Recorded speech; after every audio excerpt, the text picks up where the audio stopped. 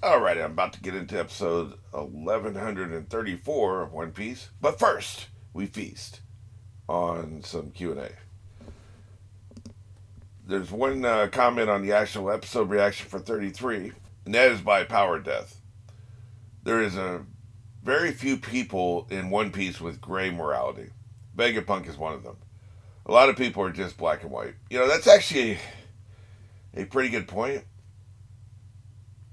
I think it's obviously a function of the author wants the old. He probably grew up on the 50s, 60s, and 70s comic books when everything was black and white. It wasn't until Fantastic Four and then Marvel started doing more shit with like Iron Man and some other characters, where characters started having layers and being gray. Before that, hero, black and white, treat everybody perfectly. Villain, well, hero white, I guess. Villain black, we're talking about morality here, not race. Villain black, and always evil and always treats everybody like shit. They treat their minions like shit. They're never nice to anybody, that kind of thing, right? So the author probably cut his teeth on those kinds of stories as well as whatever Japanese stories were going on at the time. And this is the kind of world he does. And it's interesting because Stargate SG-1 and Stargate Atlantis kind of had that going on. The humans were the good guys. The Stargate officials were the good guys. Every now and then they have one episode would be a little bit dark. Maybe we're the bad guys. But they're, as one of the showrunners for Stargate Universe put it, I can't remember his name, but he's part of a writing team. And I used to read his blog every day, right? Like, it was an interesting blog. It was a lot of behind the scenes stuff. A lot of stuff I didn't give a shit about, like food in Toronto. Literally, who cares? Or was he in Vancouver? He lived either in Vancouver or Toronto, one of them. Both of them are filmmaking cities in Canada, right? East Coast, West Coast. But he would talk about stuff, the behind the scenes, because he started as a writer on Stargate SG-1. I think he was a showrunner for Atlantis. I'm pretty sure he had gotten up to the point where, at least for the last few seasons of Stargate Atlantis, he was a showrunner. And then he went. He was definitely the creator and showrunner of Universe. And the reason why Universe was different, there were great characters. There were people that do shitty things and all that stuff in Universe. Was he said this in his blog? I'm tired of the square jawed, morally white cowboys that we've had in the other two series. Colonel Jack O'Neill was never going to do anything bad. He was always going to do the right thing. And then whatever the main character's name in Atlantis, same thing, right? So the thing was, he did that, and Stargate Universe sucked and was canceled in a season and a half, right? So people didn't want that, not for that show. But that's when the debate first started hitting my consciousness, and that was 15 years ago. And since then I think like Battlestar Galactica had already come out. And we had morally great characters, this morally great characters that. It's fine. People in real life are morally gray, but fiction doesn't always have to reflect real life. I think it's okay to have stand-up heroes and have, I'm good and you're bad stories. Star Wars is that way. Another good example of that, especially for younger people. We're gonna get when you're young, you can have those stories, you can enjoy them. We'll get to the morally gray shit when you grow up and you enter the corporate world and all that shit. You'll get your eyes opened. It's a morally gray, sorry ass world. We understand that, but I don't. Time travel doesn't exist in the real world. Hyperspace doesn't exist in the real world. Aliens and robots and sentient artificial intelligence don't exist in the real world. So why is it that the only thing that has to be realistic is the people, right? Like, you know what I mean? Like, you want people to be realistic, but it's okay to have morally black and white characters. And there was this big revolution against that once Battlestar Galactica came out. Once that came out, there was an avalanche of imitation, and there's this whole debate, and a lot of writers. And I would hear this shit when I go out to L.A. for the film market. You would hear you'd be in these cafeterias, you'd be in these bars, and people would be making these debates. I'd even hear debates when I'd meet the distributors and stuff. Literally ask me, "Are you a black and white or are you a gray?" And kind of writer. What kind of writer are you? And some distributors want one kind of story, and some distributors want another kind of story. It's a huge thing, right? It's a whole thing. I like that One Piece is mostly black and white. I really do. Not everything like I said, has to be reflective of real life, and nothing else in the show is reflective of real life. We got people walking, moonwalking in the air and left and right. Like, we probably have too many people who can fly in this series. Too many people can just walk up in the air. You know, can we keep our goddamn feet on the ground? Is that okay? Like, why is it like? Why does everything have to be in the air? Why can't we just fight on the ground? And there's a bit too much of that. But we got that going on, so it's okay to have black and white characters, even though it's not realistic. What's interesting though is the author included Vegapunk, who is morally gray. You know, and I think he's a sellout. I think he's evil. I think you need to watch him. I think there's a few things he cares about on a human level, like Bonnie, you know, and probably other kids if you ran across them. You know, that he will jeopardize his research maybe to save Bonnie. And he did have this fallout with the government. And do we know exactly what caused that? Is it that he was balking at, you know, what they were doing with his inventions? Is it they felt like he had gone as far as he could, and or he was? Oh, wait a minute! It was he was looking into research in Void Century, and one of the other Vegapunks, one of his clones, snitched him out. That's what it was. That's where the fallout came from. So the point being, the fallout didn't come because he told the government. Yeah, okay, I remember. Yeah, it was about the Void Century shit, right? The fallout didn't come because he told the government, "I don't like what you're doing. You guys are evil." That's not what happened. What happened is he was looking into a little bit of shit he shouldn't have been, and got snitched, got betrayed. It probably wasn't even doing anything that would have really bothered the government, but his betrayer kind of framed it in a certain way, so to make sure that he would be targeted, right? Because she wanted to be the only one, and she wanted to be a celestial dragon, whatever the hell. So this is a man that may tell the government to go F themselves to save Bonnie's life, or may not. We don't know. We don't know for sure. What I do know is he manipulated Kuma. He knew what he was doing, and he did that. He's going to save the girl. Would he have saved the girl anyway if Kuma was not a Buccaneer? Yes, but Kuma would have to somehow come up with the money. Kuma would have had to pay for it, and then he would have done it. But in this case, he manipulated Kuma to get him to agree to some shit to further his research to save the girl. So yeah, he's one of the more interesting characters, and that's why. And they did a great job of hyping him up for hundreds of episodes before he showed up. I love the Punk Hazard storyline when he appeared in a scene, but he wasn't on camera, and we were wondering, and somebody told me like he's not in the panel, you know, but he's there, right? All that. So I don't know, man. It's just I like the morality framework of this series for the most part, but I also like the fact that he's evil as hell. Yeah, not evil. You know what I mean? Like, he's not morally black. He is morally gray. But to me, from my point of view, if I'm the Straw Hats, he's evil. You know, if you're not with us, you're against us. And that's some black and white mentality, but that's the world we live in. So that's how I see it. All right, we got some comments from the Rewind episode. We're going to start off with HIG. I think you can tell that Bonnie is 12 mentally when you go back to those episodes. I think the reason you don't think so is because she's an anime character, which is very true, by the way. Like, you know, just being able to determine the age of anime characters. Like, I just watched right? I don't know how old those characters are. I have no idea. They could be 11. They could be 18. I have no effing idea how old those characters are. They never tell you. They don't tell you what grade they're in. I think Japanese grades are similar to American grades in that, like, if you're in the 5th grade, you just have to add 5 to whatever the grade number is because you start school at 5 years old. So if they're in the 8th grade, add 5 to 13 years old. They could be 12, they could be 14, but 13 is a good baseline.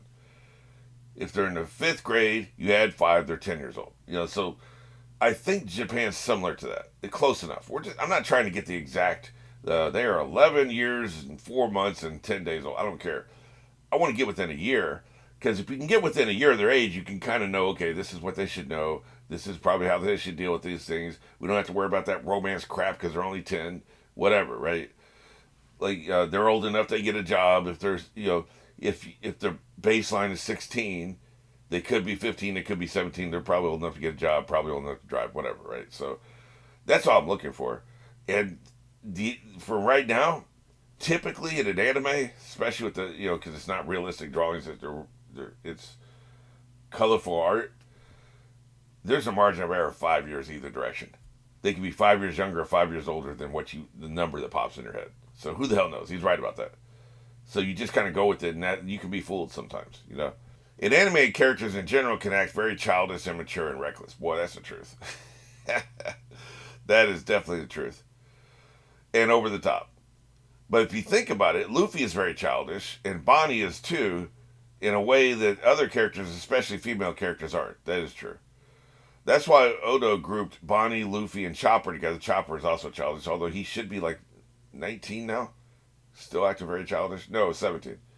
He should be the age now that everybody else was when we started the adventure. He was 15, they were 17. Now he's 17 and they're 19. But he's still very childish. At the beginning of the arc. And Jinbe is just there babysitting them. Yeah, absolutely true. You know, it's not a big deal. Like, it wouldn't have mattered if there had been a big sign at the very beginning when we first met her. Hey, she's actually only 12. Who cares, right? Like, that didn't really change anything. But to me, it completely changes how I see her character. When I say it doesn't change anything, the plot doesn't change. The plot's the same regardless. But it changes how you see the character. You see her one way, and then it recontextualizes everything. And I really like that it does that. I like that. Like, wait a minute. This is what writers are trying to achieve when it's like, wait, he's secretly her father. Or they're secretly brother and sister. Where recontextualized, and especially if the characters knew it, but we don't know it, it's different if the characters didn't know it. Then nothing really changes because the characters didn't know it and we didn't know it. But if the characters know it, like for instance, when with Toy Soldier and Rebecca, Toy Soldier knew it, Rebecca didn't. So then when you find out what the relationship is, you can go back and you can see that, what's going on there. He knew, and he was treating her in a certain kind of way because of that. So it recontextualizes how you see her and the choices she made. And she seems less foolish now because she's actually younger. It's also tragic because she's not going to be able to have a childhood. I guess there's a thing in real life called age regression, and it's like role playing, but it's a little bit more than that. It's more of a lifestyle. I don't really understand it, but I've heard of it. And there's bigs and smalls. And so what you'll do is you'll have, maybe you're 35, but you'll live your life as if you were 12 years old. And then it's necessary to have another person. So you have like a caretaker, a caregiver. I think they call them CG sometimes. So you have a caregiver who will take care of you. And the caregiver may be 45. You're 35, but you're acting 12. And the caregiver is probably just acting about their age. And then, so the age regression person will call the caregiver mommy or daddy. And they'll have a relationship as if they were an adolescent and a parent.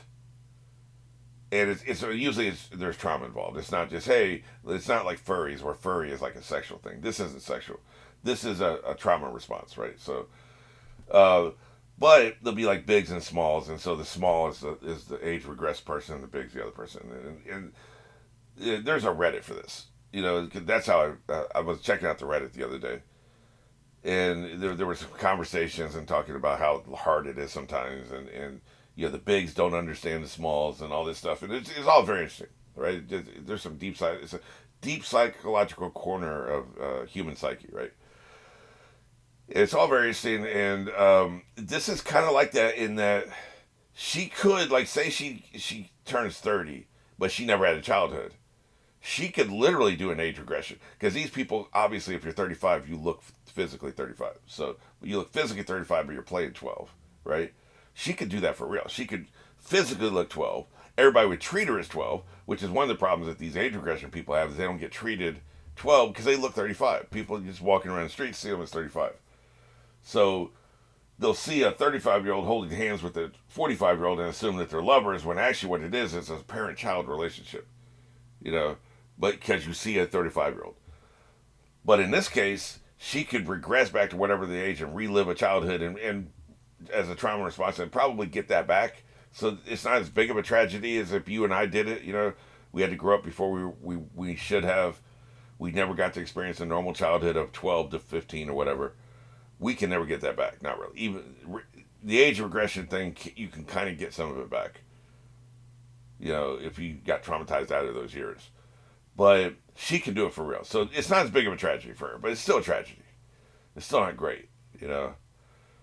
This is, by the way, this is Bonnie, isn't it? I know her and her mother look a lot alike, but I assume it'd be Bonnie. I'm not seeing the facial crystal things. And it's hard because this is more stylized art than we get in the show. But I think that's Bonnie. But if that is her, she's the main character of this arc in a way, right? Like she's the central focus. She's the guest star comes in and takes the attention away from the Straw Hats and everything. So she's very important in this arc, which is why she gets the last frame before we start the episode, right? So that's why I'm spending so much time talking about her psychology and stuff. Also, HIG replied to himself in that comment.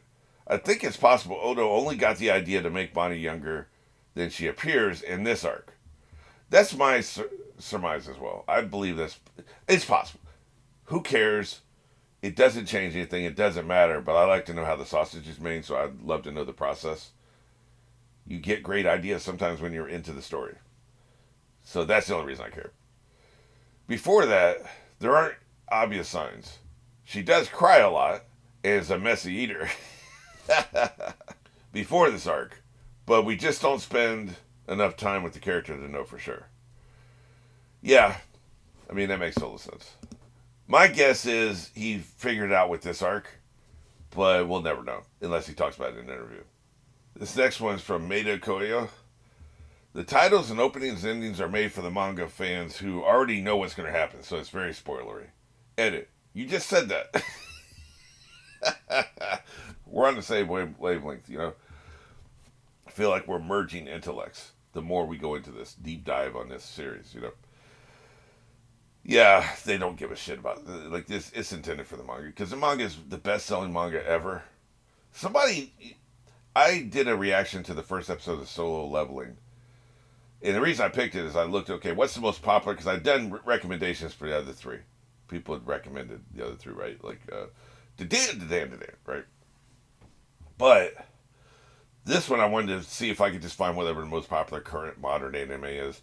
And they're trying to tell me Solo Leveling is more popular than One Piece. I don't believe it. I have no evidence for this. The numbers may prove me wrong. It's possible it's selling more copies.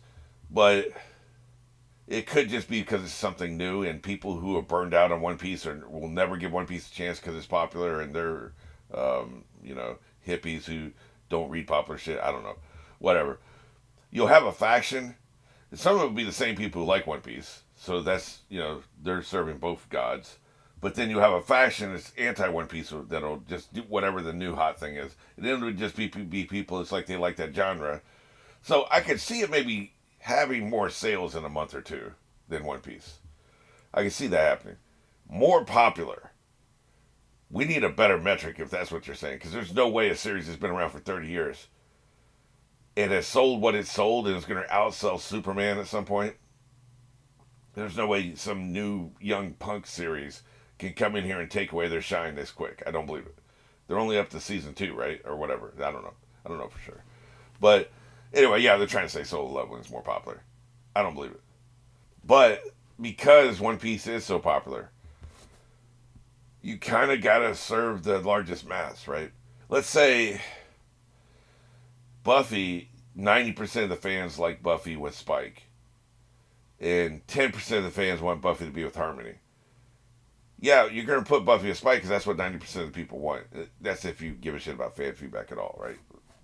We're assuming they do in this case. We know some characters were more popular than others, so he gave them more attention, like Captain Crunch, for instance.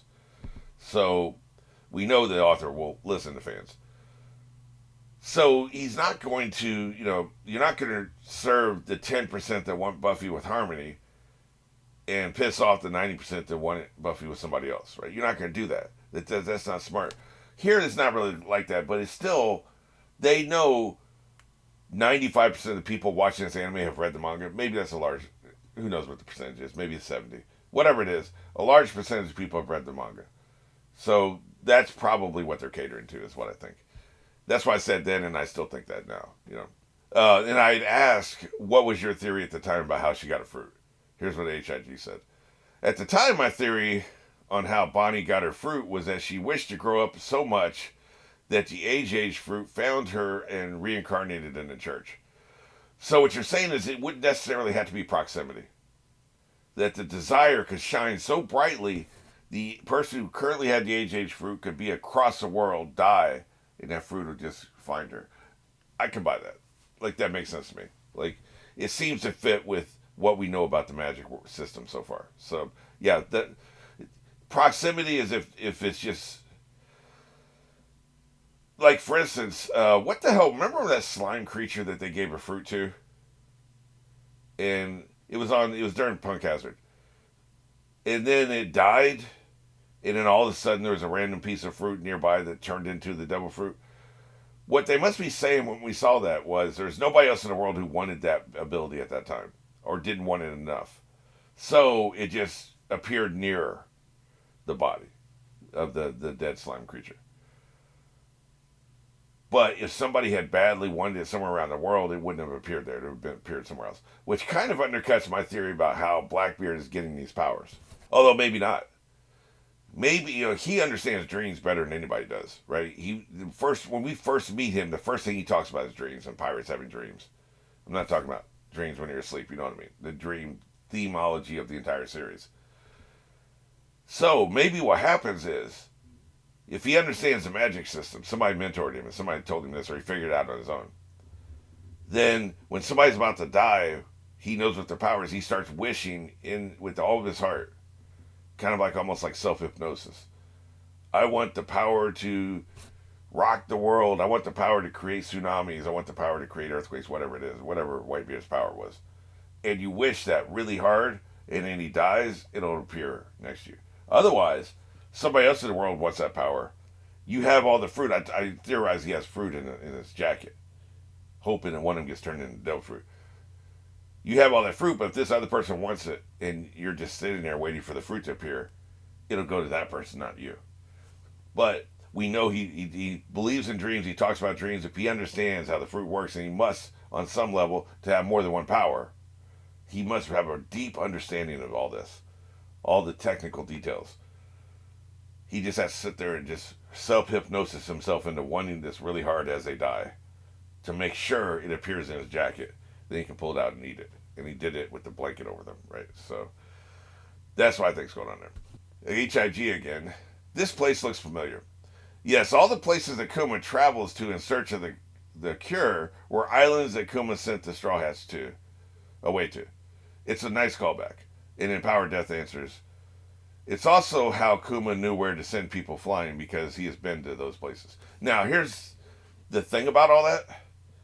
He probably went to another 50 places they didn't show and 50 places he didn't send Straw Hats to. But we don't care because this is a fictional story. It's an organized fictional story. So this is what confuses so many fans on Reddit and Blue Sky and Twitter when they complain about, you're a spy, somebody moves across the hall from you, and this happened in Blacklist, and it really annoyed me when these fans just couldn't grasp this very simple concept. She's a spy, living in an apartment. Somebody moves across the hall. She befriends them. Turns out that person who moved across the hall was another spy that was working against her. Okay. All the fans talking about, why did she see him? It was sus. We get to some new person moves across the hall. Why wouldn't you be suspicious? Because she lives in an apartment building in D-effing-C. The District of Columbia, heavily populated city. It's a very large city. There's a lot of turnover because politicians and lobbyists change all the time. Man, if you live in an apartment building near the Capitol building and the White House and all that stuff, if you're somewhere near there, and she was because she wanted to be close to the FBI offices, right? You live there. There are politicians changing all the time. There's politicians changing their staff all the time. They have all kinds of staff members. There's lobbyists coming in and out all the time. Oh, shit, we got this big bill. Why don't you come there for a year and pave the way for this bill? And then once the bill gets voted on, we don't need you anymore. You can leave. Your apartment comes up empty and somebody else moves in, right? There is so much turnover in D.C. This isn't bum asshole Wyoming, where if one person moves in a year, everybody's like, what the hell is going on? Right? We got a new person? Shit. This is D-effing-C, man. So It's an apartment building. So we don't see the 50 times somebody moved across the hall into that apartment and they were just a normal person. Because that'd be boring because this is an exciting series. The action starts when she leaves the apartment building, right? So we don't see the person that lived there for 2 years, has a poodle that plays with her kid, and everyone watched the kid like 3 times. And she went over there one time to watch the Super Bowl, and they had a nice little party. Spent probably 300 hours with this person over the course of a year, and then they moved out. We don't see any of that because it's not relevant to the story we're being told here. Now, that's the off time. You get 45-minute episodes. There are weeks in between those episodes. That 45-minute episode covers a day and a half in this person's life. There's like 2 weeks before the next episode. What is she doing in those 2 weeks? She's going to the gym. She's going to the grocery store. She's sleeping. She's partying, having sex, whatever, right? We don't see any of that shit. We see the shit that's relevant. Why would she be suspicious of all 50 people who move in and cross the door? Like, maybe the first 10, when she first moves in, the first 10 people that live there, she's suspicious. She runs checks on them. People in the FBI office finally ask her, will you please stop running checks on the people across the hall? It always comes up normal. Maybe she does do that. And then, after, this was like season 6 or 7. After 6 or 7 years, there's been 50 people living there. Somebody else moves in. Why the hell is she going to be suspicious? Now, none of what I just said is stated on camera. But that's the case, man, because you have a brain. You have a functioning brain, and you are a sentient individual with a critical thinking mind. Of course there's turnover. She lives in D-effing-C, man. Of course there's turnover. There's all kinds of turnover. So, we don't see everything that she encounters in this apartment building. We only see what's plot relevant. We see the scene where she meets this chick because this chick is a double agent. She's a spy. But the other 50 people who live there weren't. And everybody's bashing her, talking about she's a moron, why she should have been suspicious. Some new person moves in across the hall from her. There's been 50 people who moved across the hall from her, man. How do you not see that? She lived there for 7 effing years. This is Washington effing D.C. You're going to tell me there's never been turnover in this building? Down the hall. Like, upstairs, downstairs. I mean, come on, man. You have a brain. It's okay to use your brain. You're allowed to use your brain when you watch TV shows. It's okay. I give you permission to use your brain. Jesus Christ, man, these people it's so annoying. It's called economy of storytelling. They show you what is necessary to further the story along so that the episodes aren't 5 hours long. Man, I tell you, the whole time I was filmmaking, I wanted to do a completely realistic short film of a day in somebody's life, a spy or somebody who they should be suspicious of stuff, and show every goddamn encounter. A detective who's trying to solve a mystery. Show every effing interview. He had to interview 50 people. Oh, well, the killer had to be one of these 2 people interviewed. There's only 2 people. Why didn't he figure that out? Because he interviewed another 18 people we didn't see on screen because they were like, man, I was asleep. I didn't really know what happened. I was just out for a minute. I don't remember what they look like. Why are they going to show that? He interviewed 20 people. He didn't just interview 2 people. The 2 people you saw were the 2 people who had plot relevant shit to say. One of them turns out to be the killer. Well, it's a 50-50 chance. You should have just arrested them both. So arrest the other 18 people we don't see? They're living in the actual fully 3-dimensional 360 world. You're living where you only see what's plot relevant. These are 2 different worlds. You can't judge him by what you only see. It's just, Do we have to say this? Like, do you actually have to be educated on this?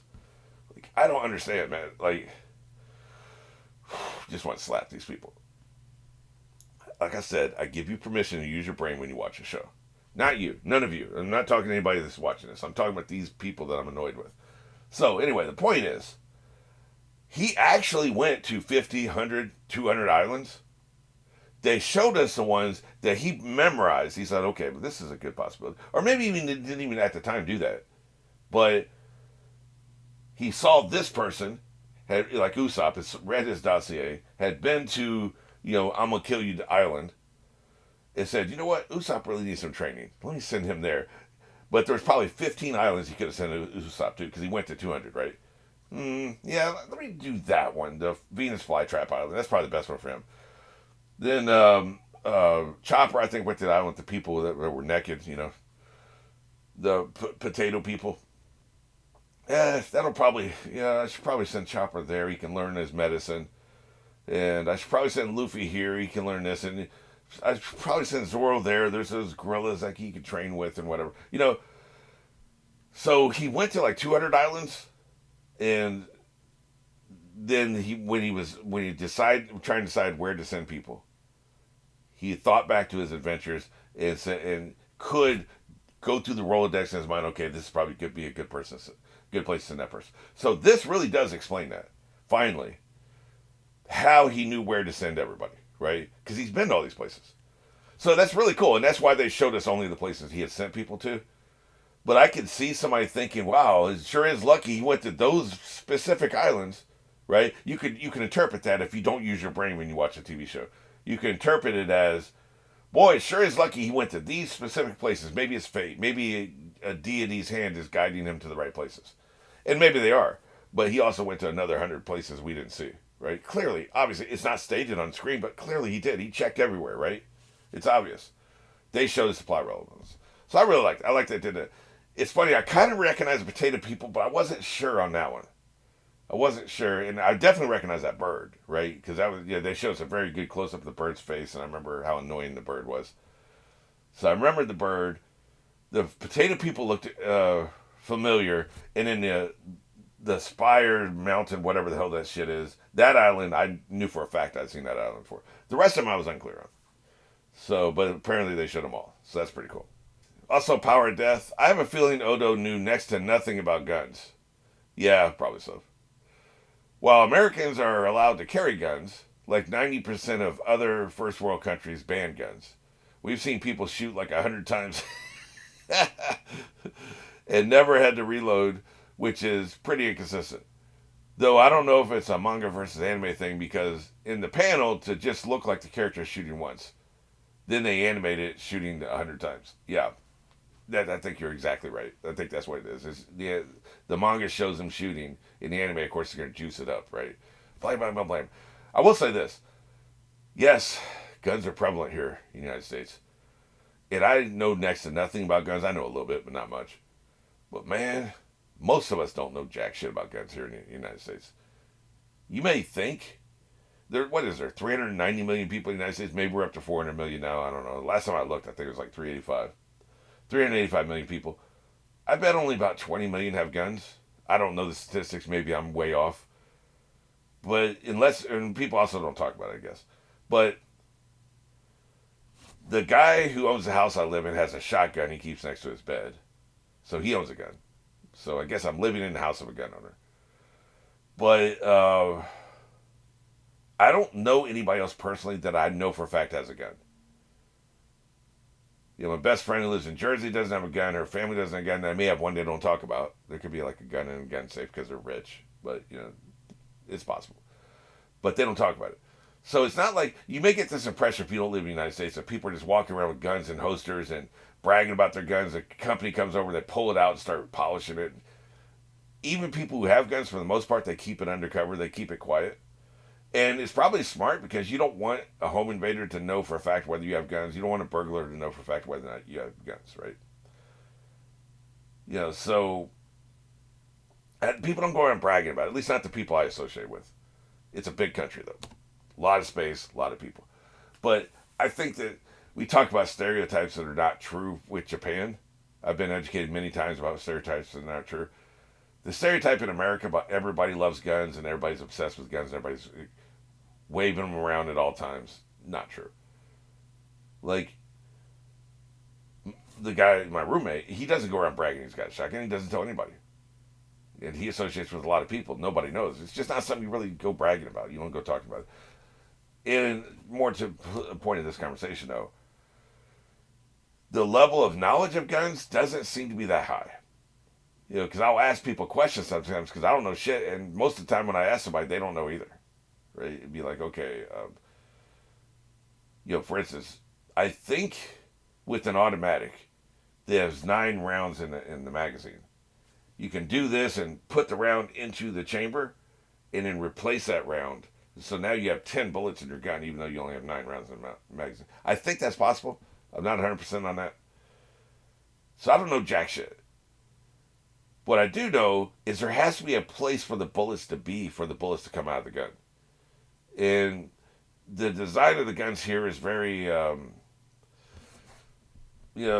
abstract.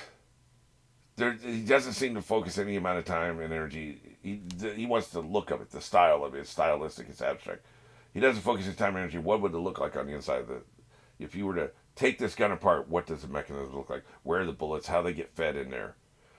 Where do the cartridges? After the bullet goes out, you got a cartridge.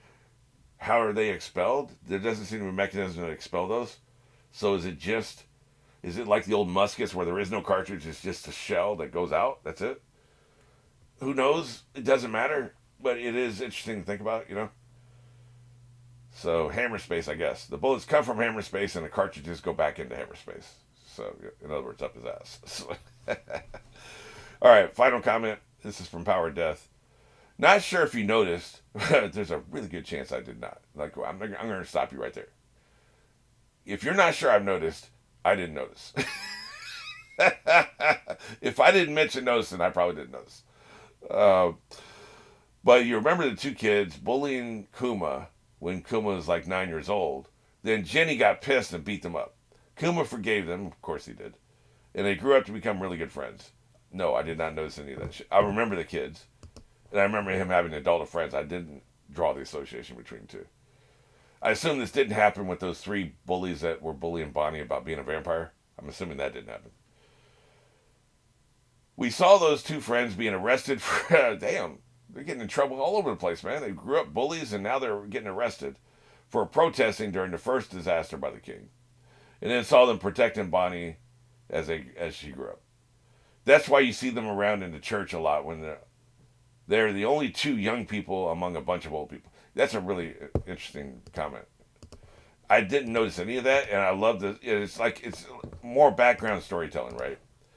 It's shit happening in the background that you can have an entire ass story just happen in the background. It's like those people are living their lives, and they had a character arc, and they have a growth, and they started as assholes. It just takes a little education. You just got to re-educate these young punks, and then they'll chill out, and we can become friends. Because, of course, Kuma forgives them, as he does, right? I really like that. I'm going to pay attention to that if we see them more. I don't remember what they look like, but I assume it would be the only two young people we see among all the old people, so I'm going to pay attention to that. One of them is black, isn't he? I think. But I'm going to pay attention to that, which is going to happen right now because we're out of questions, so we're going to get straight into the episode reaction.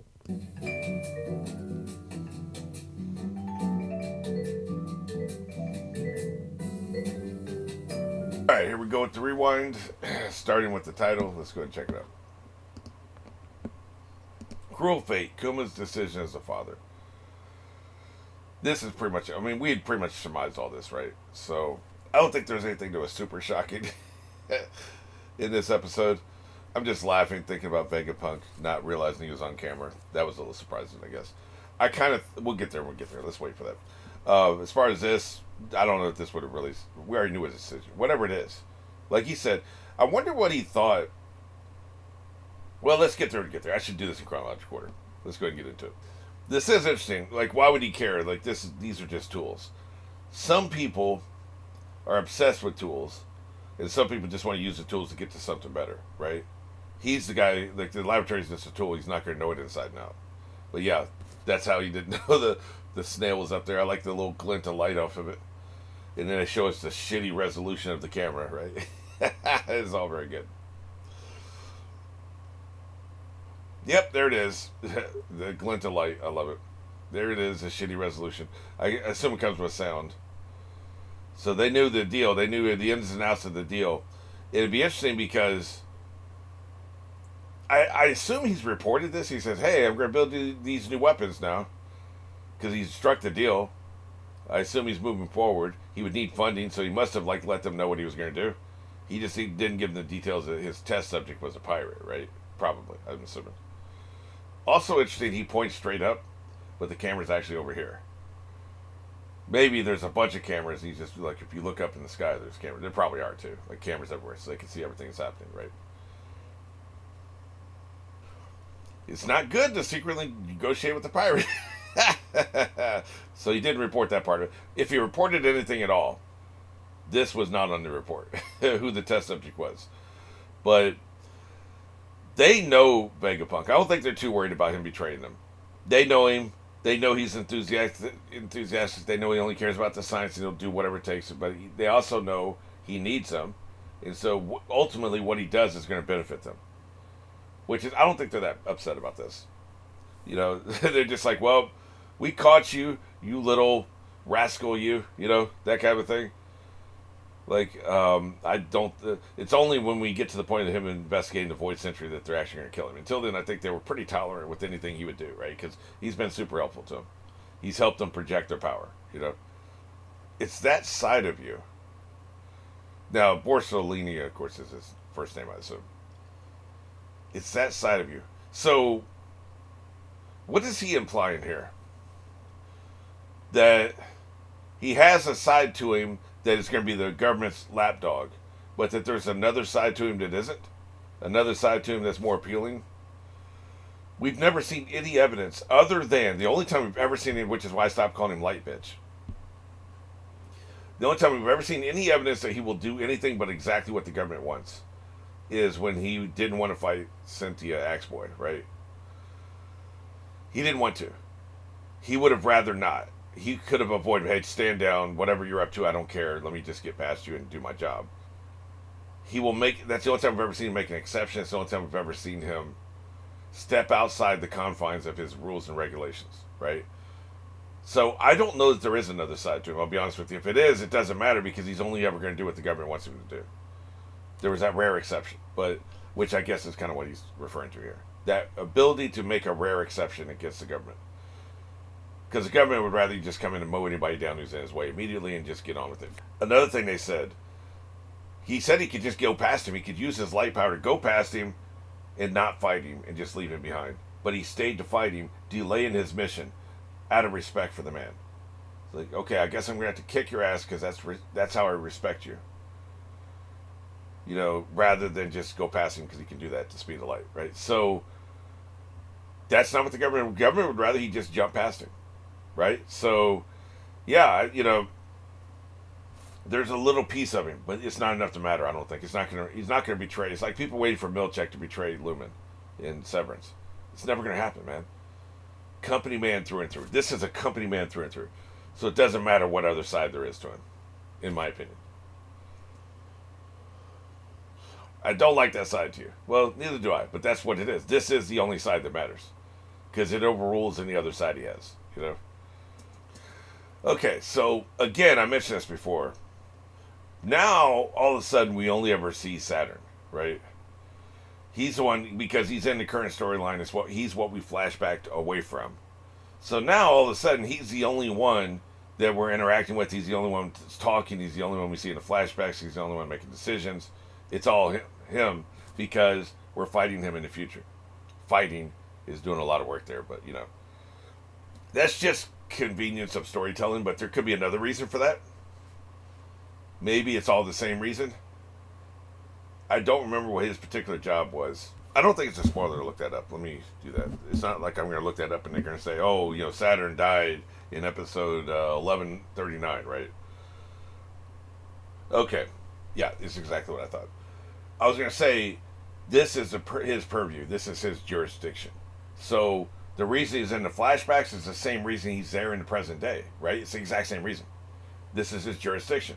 He would have been making these choices back in the day, but also he was on the ship and going to Eggland in person for the same reason he's in these flashbacks. It's all connected.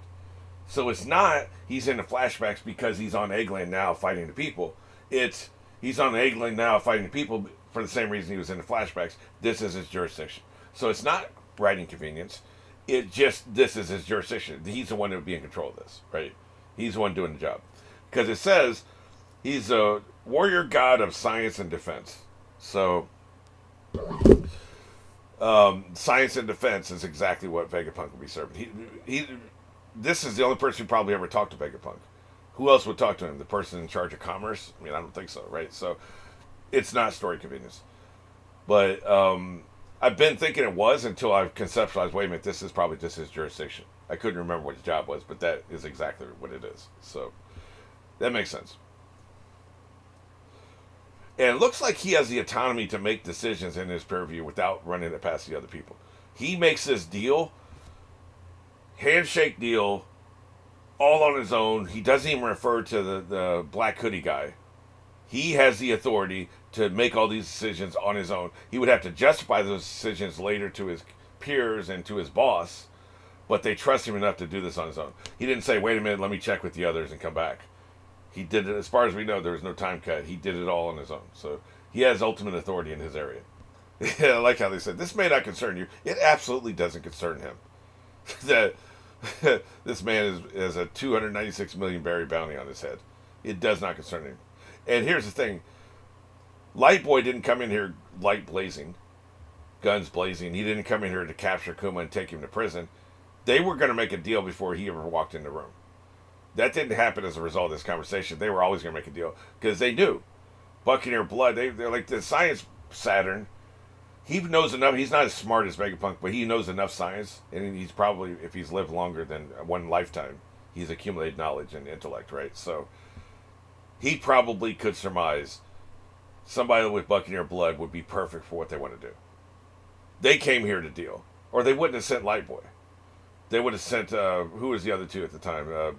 Lava Bitch and Ice Dude, right? Lava Bitch is the assassin. If they came here to stomp some ass, they would have sent Lava Bitch. They didn't come here to stomp some ass.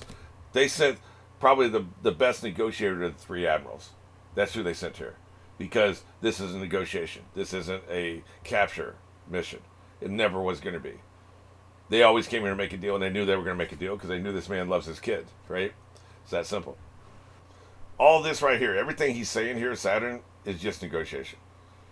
These are all the reasons why we're going to have to drive a hard bargain. The bargain was going to be driven no matter what, man. This is just, hey, I'm really poor. My wife got sick yesterday. There's a hole in the roof, and I can't give you this barrel of apples for anything less than $100. Like I can't do it.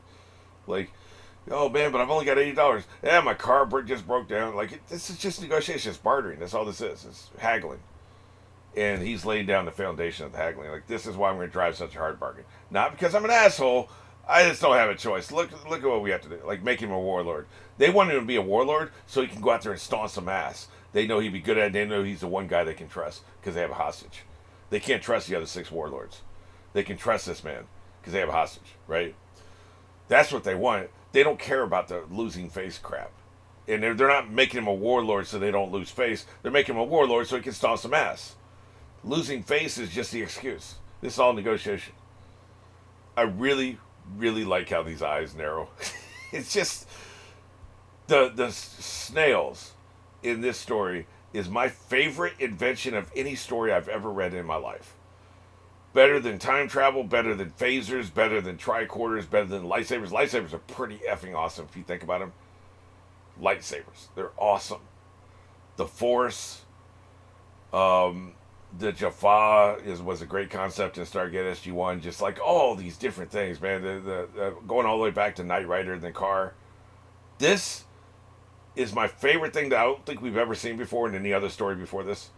This idea that these communication devices portray the emotion of the other person without the other person even speaking. The eyes narrowed on their own because these snails are telepathic, right?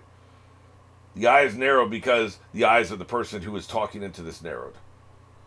And then they take on facial characteristics, and their face can portray the emotion. I know I keep talking about it. I know it's annoying, but that is literally my favorite thing ever done on any show or movie I've ever seen. Like, it's just brilliant. Who the hell would have the creativity and the originality to come up with this shit? It's absolutely brilliant. I just love it so much. Yeah, those eyes narrowed when he said, if cloning project succeeds, many lives will be saved. He don't give a shit about saving lives. That's why his eyes narrowed, Yep, here we go with the actual negotiation now. Everything else is just pretext. Window dressing. The other day, a rookie named Ace took out one of the warlords. I guess that's Aquafina. They mentioned the name later, right? He's out there, like, he took out a warlord as a rookie, man. How old was he here? Probably about 20. That's how he made the names for himself so fast. That's probably how he got in charge. It became one of Whitebeard's right hand men so fast. He went out there and stomped some ass. Dude was talking shit, and he had to take him out.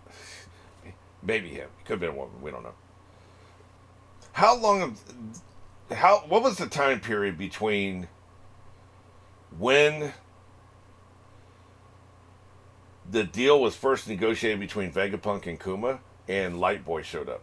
What's the time period? We don't know. And did he say just the other day? The other day. Lightboy didn't travel here by light. He traveled here by ship. It takes time to sail from wherever the hell he was. Probably a Mary Joyce, whatever that island is. The Celestial Island, right? Let's call it Celestial Island. From there to Eggland takes a few days. Maybe a week or two. Let's say 10 days. It takes that time to sail from there to there, right? So they see the recording 10 days ago. Enough time for a fleet to be assembled, to be equipped, and to be sent to Eggland, and there's travel time to Eggland. It can't be less than 10 days, I wouldn't think, because you had to equip the ship.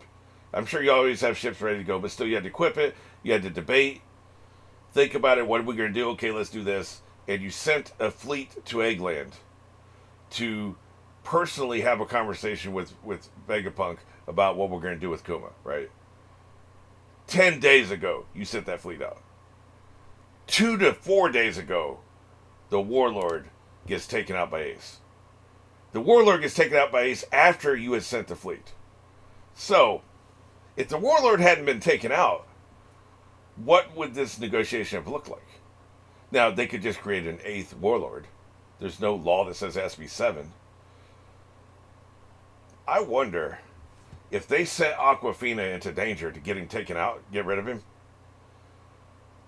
I don't know if they thought it would be Ace, but like, hey, let's have Aquafina look into Whitebeard, because Whitebeard has a lot of rough riders. We got Phoenix Boy and, Jimby's there with him now. Whitebeard himself can rock and roll, and some other hot shot with him, and he got taken out.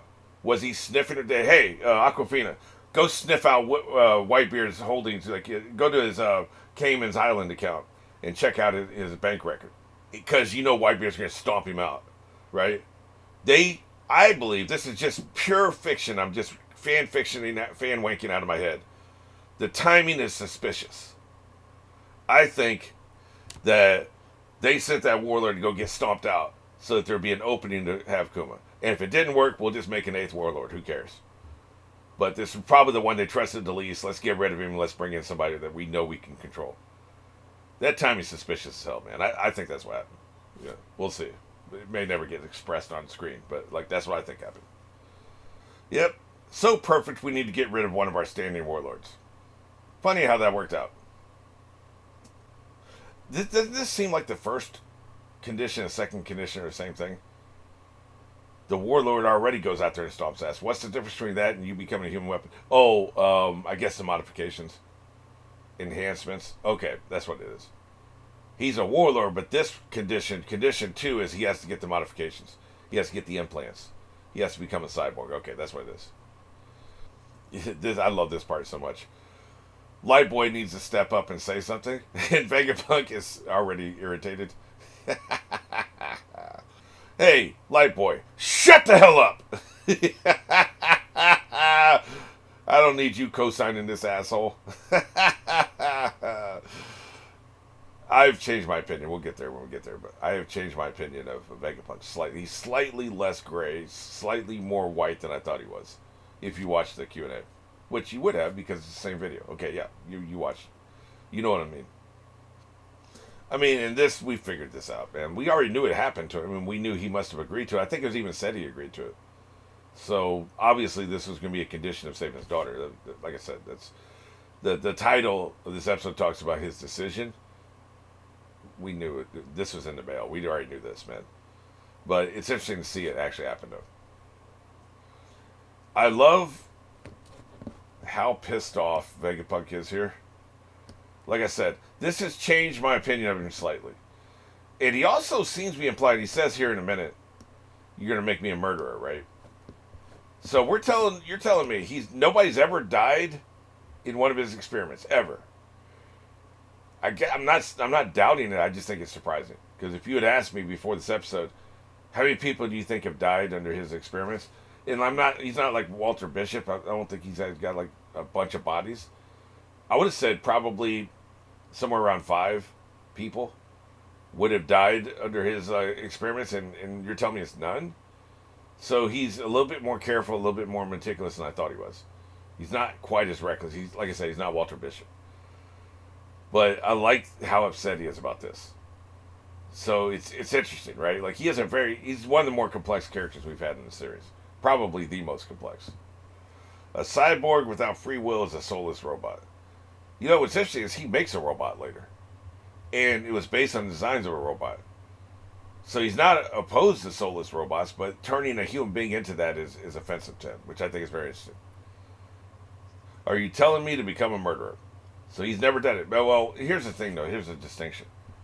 Running a test you think people will survive, and then somebody inadvertently dying during that test is not murder. At most, it's reckless homicide. So, but this, you're telling him to intentionally, with forethought, turn their lights out, right? That is a murder because you're doing it premeditated. It's a premeditated murder is what this is. There is this thing. So he could have lost people in experiments and not be a murderer. So I think that is an important distinction. Oh shit! I just realized I've been doing this wrong. I should have been changed the screen. I guess maybe this is a better way to do it, so I can actually leave it running while I talk sometimes. Shit, I screwed that up. We'll just leave it here at this point. I still think I like the full screen better because like you can see what I'm talking about. Yeah, I guess I can do that now. Yeah, dropped the ball at that one. We'll get the hang of it. This is only my 3rd rewind, so yeah, this is better because I'm going to pause it anyway to talk, so the dialogue isn't conflicting with what I'm trying to say. So as long as I don't leave it running while I'm talking, it should be fine. But you're a Navy scientist. Also, there's the other implication, which is we already know, like, if we needed a justification to kill you, you negotiate with the pirate behind our back, and we know it. We have proof. So you are in no position to argue. That's what he seems to be saying here, right? I love how pissed off he is. There's nothing you can say, man. They got you over the barrel. There is nothing you can say. I still think if Kuma had said, I'm not doing it, well, if Kuma said he's not doing it, Vegapunk can't do it. He can't force it. And probably wouldn't. And it wouldn't even be his fault. Kuma said no. But, yeah, I guess no matter how he feels about it, if Kuma says yes, we know he does it. So, yeah. Plus, he knows the stakes.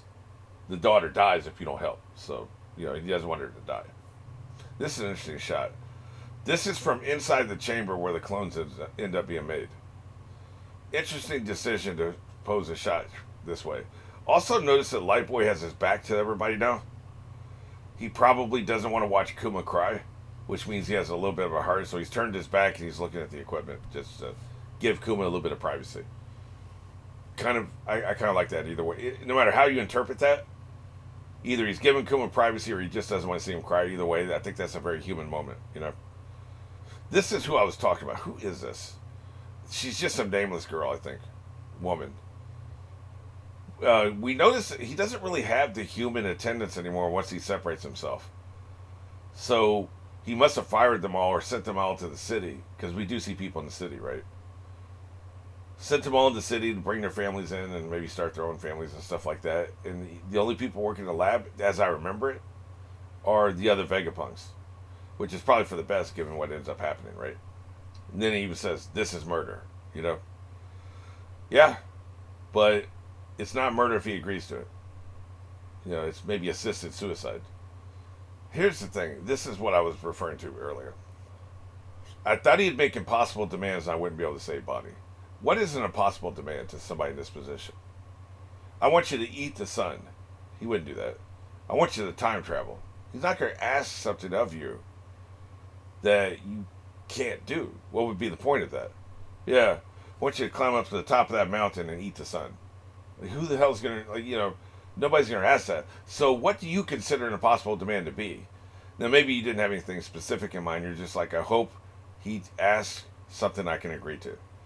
Because I guess it would be like, look, that female lab assistant we saw a minute ago.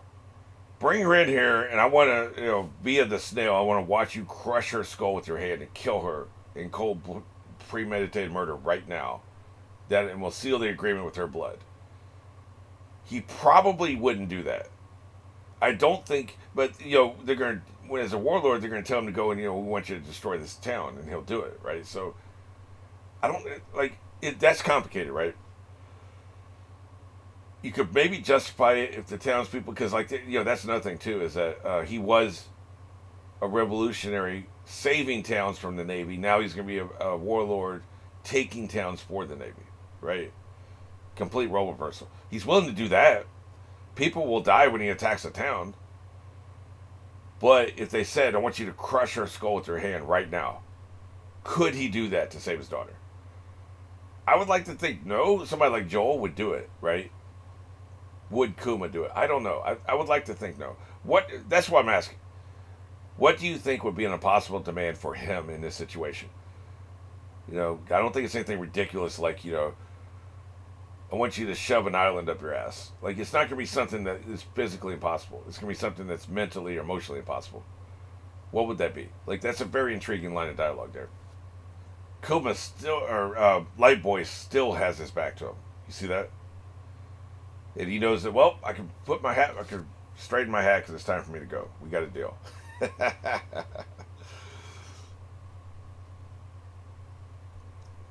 Also interesting, by the way, they cut to the snail, not to Saturn, which they've done in the past in this scene. They could have easily just cut to Saturn and look at his face. They cut to the snail. You know why they did that? To create emotional distance from what's just been agreed to. Like this, the Saturn doesn't give a shit about this sacrifice. He doesn't give a shit about this emotion. He doesn't give a shit what Vegapunk thinks. He doesn't give a shit what Kuma thinks. He doesn't give a shit what Lightboy thinks. So by not cutting to him and instead cutting to the snail, it creates within the mind of the audience a distance, an emotional distance away from this. So you can't possibly think maybe he's a little moved by what we just witnessed. They don't want you to think he was, because he wasn't. If you show his face, you can interpret something on his face. Hey, maybe he's a little moved. Maybe his lip twitches a little bit. Maybe his eye moves a little bit. Or maybe just his blank stare. Maybe he's no, you don't think any of that because you're just seeing the snail. They want to make sure the audience doesn't think Saturn was the slightest bit moved by any of this. So they cut to the snail instead. We'll probably never find out. I wonder what this matter was.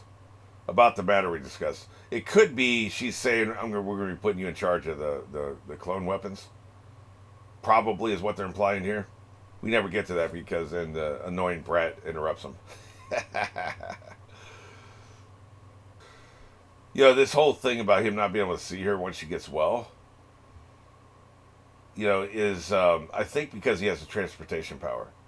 If he sees her once he gets well, he can just touch her and we can zip off somewhere and you'll never find us. You'll never get close to us again. I've got what I care about, my daughter. If he had any other power, if he had the gum fruit or the invisibility or shape shifting or anything else, they would let him see his daughter. But because he has the transportation fruit, they won't let him see his daughter. It makes total sense, right? It's cruel, like Vegapunk says, but what are you going to do, man? Like, you're not going to take any chances. See, now they're cutting to him. They didn't cut to him before they cut to the snail, right? This is also interesting, by the way. Not your daughter will be killed, which would be enough to ensure he would do whatever you say. They went deeper. Your daughter be enslaved, and he knows what that means. He knows that's way worse than her being killed. So they're going hard, man. They want to make sure they keep him under their control. Again, he's just sitting there with his back to him. The entire scene. There's a lot going on here. I'm not sure I understand all of it. I'm not sure which it is. Are you giving him privacy, or do you not want to be emotionally affected by his plight? I'm not sure. Could even be a third reason I'm not thinking about. No, nobody can doubt this man's love for this girl, right? Nobody. But his consistent habit of lying to her is something I just, I think it's a character flaw. I get it. I've said it before. I don't know that I would have done anything differently, so I have a character flaw too. I think it's wrong to lie to your kid. I just do, right? But people do, and I'm sure I would under the right circumstances. So, like, you know what I'm saying? Maybe I'm a little bit of a hypocrite. Because, like I said, I don't know how you tell a 5-year-old she's going to die in 5 years. I don't know how you do that. But he's consistently lying to her. Like, even now, he made one of the conditions they never tell her the truth. They never tell her she's hostage. Now, that could be something to keep her safe. You tell somebody they're a prisoner, they're going to want to escape. You don't want that because they would kill her for escaping or enslave her for escaping. So that's just being protective. The rest of it, I don't know, man. It's probably his biggest character flaw. Is just consistent lying to her. And that's got to be one of the things that rocked her to the core when she saw all the memories. You know, this lying bastard. Speaking of lying, were you a good girl? Yeah. So lying runs in the family. Yeah, this is the one right here. This is also an interesting moment. He comes out, Axe Boy says uncle. And he turns away and he leaves. Without speaking to him. What are we to make of this? He had his back to him for most of the conversation. He comes out, hey, uncle. Doesn't even acknowledge it and just leaves. Is he embarrassed? Is he ashamed for what he just witnessed? Does he feel shamed for this? Is it like he can't even have a normal conversation with somebody he likes and has known for a long time and had mentored? Because he would break down, especially with Kuma right there. Is that what's going on here? Is it, I don't want to read anything into it that's positive towards his character because I could be betrayed later. Maybe that's not what's happening. But,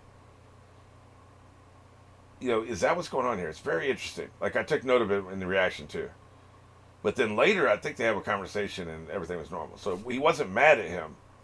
There was something going on with him that he couldn't talk here. That was intentional. They did that on purpose. So to make us wonder this.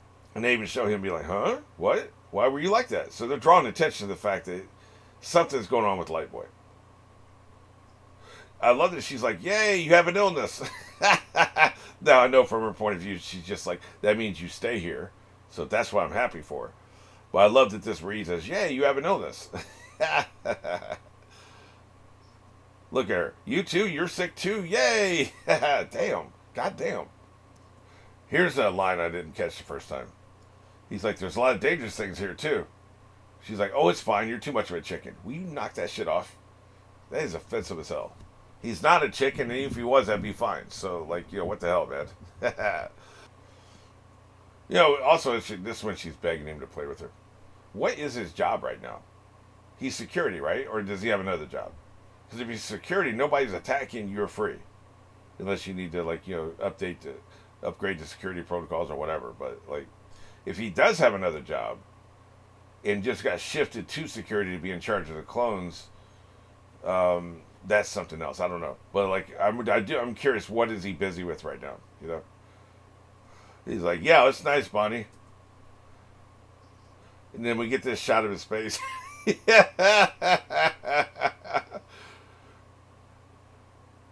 And he's like, don't ask too much of him.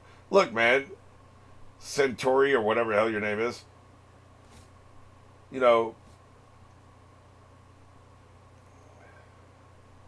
you could stand up to her yourself. She puts on a pouty face. Just tell her no. You can't do that, can you? So why are you going to try to make the dad do it? Here's a question. It's not really clear. Is she standing in the sunlight here? No, this is inside. I thought it was on the ship. It is on the ship. But it's below decks, I think. Because they showed the ship. Oh, you know what? I bet the ship is coming to pick him up. That's what it is. The ship is coming to pick. They showed the ship coming in. They cut to this scene. Because my question was, is she sitting in the sunlight? No, she's not. They're indoors. I just realized. Because they do this, and then everything else is the close-ups. So it made it a little unclear. This is before she gets on the ship, okay? So this scene is a companion piece to the previous scene where Light Boy walks past him without acknowledging him saying uncle. And it serves as more of a reminder that we should notice that he was upset and didn't want to talk to his nephew because now they have a normal conversation. So it's not like he's mad at him. Just in case anybody was wondering, he's not mad at him in this point in time for whatever reason. He was upset about something else. He was upset about what happened in that room. I wonder if he has a kid of his own or if he lost a kid of his own. And maybe it was just striking close to home. Maybe it's not even about the morality of the situation. It just reminded him of a bad memory. That's entirely possible. Something was going on in that scene. He had his back to them. He came out. He acted weird. Something was going on. And they made sure we noticed that. So then we have this scene. But then also he's telling him, you're no fun. While they're doing the Nika dance. Like, nobody here objected to the Nika dance. You think Lightboy or him would have. He just didn't want to jump in on the fun. He was over here sitting in the corner drinking. Lightboy comes over and says, you're no fun, and inspires him to get up and start dancing. And I think Lightboy dances as well. We see that in the silhouette, right? So I guess at this point, none of them knew the Nika dance and the Nika thing was, like, forbidden. Because company man Lightboy would definitely not have been okay with it. He may not have said anything, but he wouldn't have participated, and he wouldn't have gotten his nephew to participate. I say nephew as a honorific. I know they're not related. You know what I mean? But you know what I mean. So, like, I don't think Lightboy knows that that's a forbidden dance. That's a forbidden concept that they shouldn't be entertaining. The word had not trickled down. He hadn't got high enough up to hear about that yet. I like this shot, by the way. With his light eyes. I know he always has light eyes. This is a good shot. He's taking his jacket off. He's letting his hair down metaphorically, you know. Actually drinking a beer. It's kind of interesting. Yep, I think that's Lightboy right there. In the forefront. I think. I don't see Axeboy in this shot. Or is it? No, that's him to the right. Okay, yeah. Because Kuma, I was thinking Axeboy was Kuma. No, Kuma's to the left. So there's Lightboy drinking with and dancing with Axeboy. She's in her little travel box. I just realized that. I don't think I picked up on that before. We saw it before because when he came to see the Vegapunk in the first place, she had her travel box, right? She opened up the door and looked at Vegapunk. She's in it again. So this is how she be traveling. I was a little confused about you know when she was on the ship and all this stuff, but now it'd be clear if she was on the ship, she would be in the travel box. So that should clear that up. So I think the two people in the forefront are the bullies who became friends. They're the only people under 800 years old in this shot, I think. Although, no, maybe they're in the background there. I keep getting confused. Is it Cowboy Hat? No, because the two in the very back, I mentioned this during the reaction, actually. The two in the very back are the youngest. Everybody else is 800 years old. So the two in the back are the bullies who became friends. Okay. This is a line of dialogue I missed. I'll write to you a lot. Now, we see him write to her, so I still got the information. But I missed him saying, I'll write to you a lot. Look at her pouting. That makes her happy when he says that. He had just told her that he's going to be a year before he sees her. We know he never intends to see her again. Yeah. So, writing to her, though, that helps. I guess it's when the letter stopped is when she went to look for him, I bet. This is another line I missed. Next time we meet, let's be out on the sea watching the horizon together. Another reason she comes to look for him. Cyberpole 8. I guess it's like a medical. Maybe she actually is a nurse. When I first watched this, I thought they were role playing. They were just wearing doctors' uniforms. They could be the medical unit. Like maybe it's like a field medical experimentation and repair unit kind of like thing. If you have somebody important who needs instant medical attention, it's a high security situation. Like maybe a person who's not supposed to be acknowledged as existing, but you need them to be healed for some reason. You would dispatch this top secret medical group. Makes sense. We've never heard of Cyberpole 8 before that I know of. So it makes sense that they would be specialized. There probably is one group that's specialized with communication. Maybe one that's specialized with dealing with the terrifying monsters. Like they could have various specialties. The various groups have various specialties. That would make sense, right? I love how fast they built this shit. They're not screwing around. They're very efficient. Here's the line I missed. So always carry your ID, everyone. Interesting. I saw them say so inconvenient. I thought they were just talking about the fact that there's a gate in the bars. No, she's like, everybody has to keep their ID on them. Your papers. Show me your papers. Interesting. I didn't clock the fact that this was mental. She just turned to him and crushed a rock. She was thinking this. She didn't say it out loud. She just looked at him and crushed a rock in her hand, and he's like, I know. He was thinking it as well.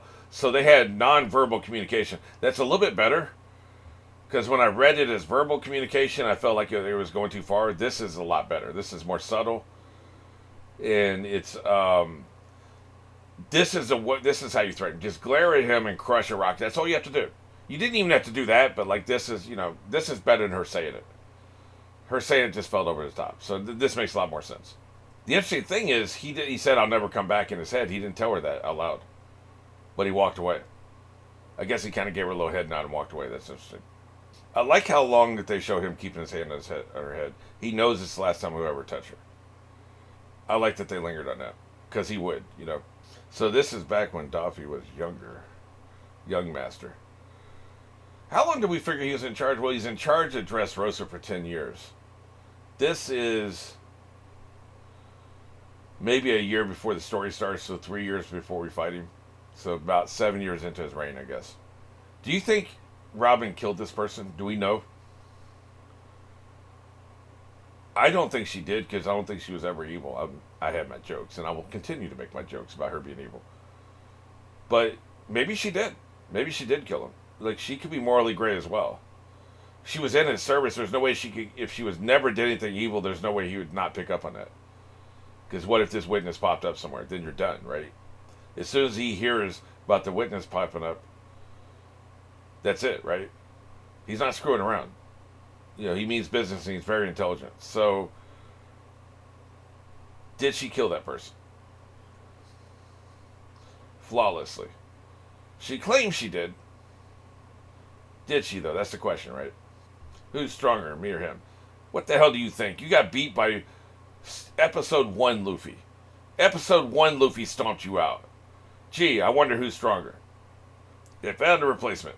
I guess Aquafina busted his nose. That's all that happened, right? Aquafina busted his nose and he killed him. So, Jinbe, they found a replacement. I'm happy for you.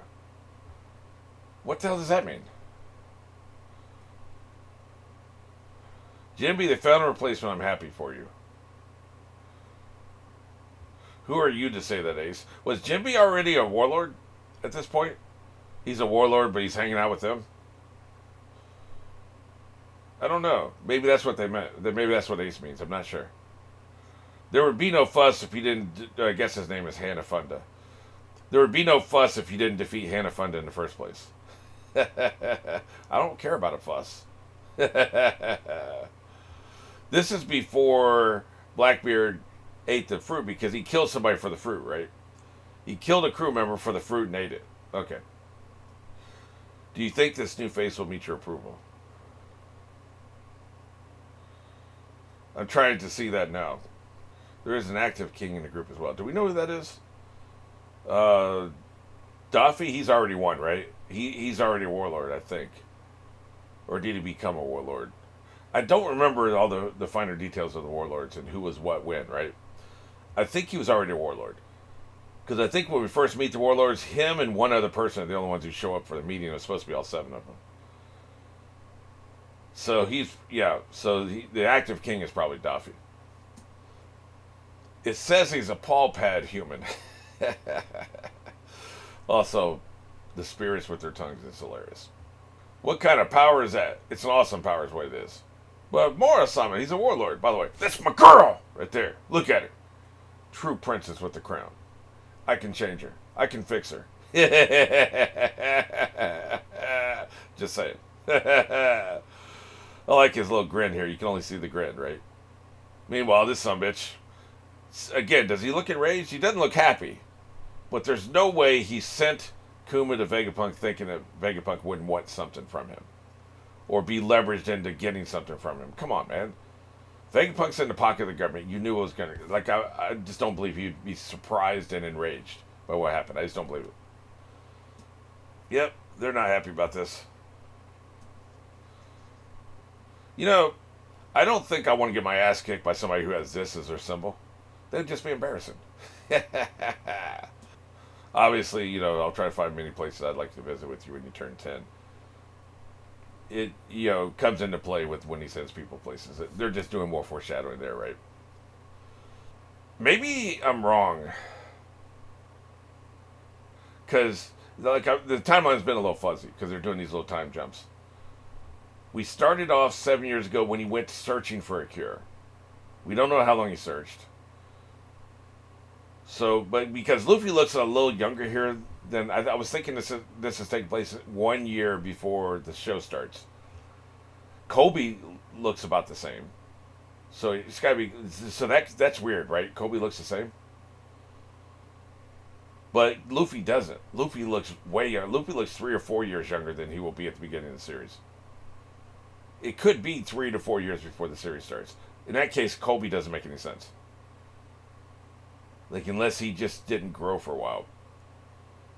Kobe looks the same as he did at the start of the series, but in 3 to 4 years, a boy would grow much bigger. So that's weird. I don't get that. Maybe he just had a growth spurt after he left and joined the Marines, and then he had, because he definitely looks older, right? Maybe then he had a growth spurt when he got real food. He probably wasn't being fed very much on her ship, so I guess that makes sense. So I don't know. But looking at him now without, like, during the reaction, I thought it was just 1 year, but he's clearly 3 or 4 years younger than he will be when he starts the series. He's like, what, 12 here maybe? 13, 14? It's hard to judge, but this is definitely younger than I'm leaving in 1 year. Plus, Ace, but Ace is already gone though, right? No, this is actually, no, you know what this is? This is a flashback. Everything else is happening in real time. This is a flashback because what did he look like when Ace left? That's what I'm trying to remember. I thought being chased by this lion or whatever it was. Let me look at it. Tiger. I thought when he was being chased by the tigers when Ace was still here. But Ace has clearly left by now because we saw him with Whitebeard. So I don't know. This could be what's happening right now, or it could be the only flashback. It's confusing either way. Maybe he was messing around with the animals even after Ace left. I can't remember what he looked like when Ace left. Maybe he looked younger in this. I can't remember. But didn't Ace leave 2 years before Luffy left? So Ace left when Luffy was 15, and then Luffy leaves when he's 17. But maybe I'm off. Maybe it was more than 2 years. I can't remember. So hopefully somebody can help me clear up this timeline. Do we know what this East Blue Order is, or is this something that's going to be revealed next episode? If it's going to be revealed next episode, don't tell me. But if it's just more, hey, this is the timeline and this is how everything slots into the timeline, it's sort of just referencing something where we're supposed to put the pieces together ourselves, let me know. But yeah, another great episode. A lot of lore dumping, a lot more, like the timeline's really taking shape for people other than me. I'm sure some people had a notebook and they just make a note of everything. This happened 2 years before. I tried to do it once myself and didn't get very far. But it was like, this happened 6 months before the start of the series. This happened a year before the start of the series. This happened 7 years before and everything else. I'm sure somebody's got a timeline out there. I can't look at it because even when I catch up to the anime, people have updated it for the manga. So it's always going to be a spoiler until the series is over. So very interesting stuff, though.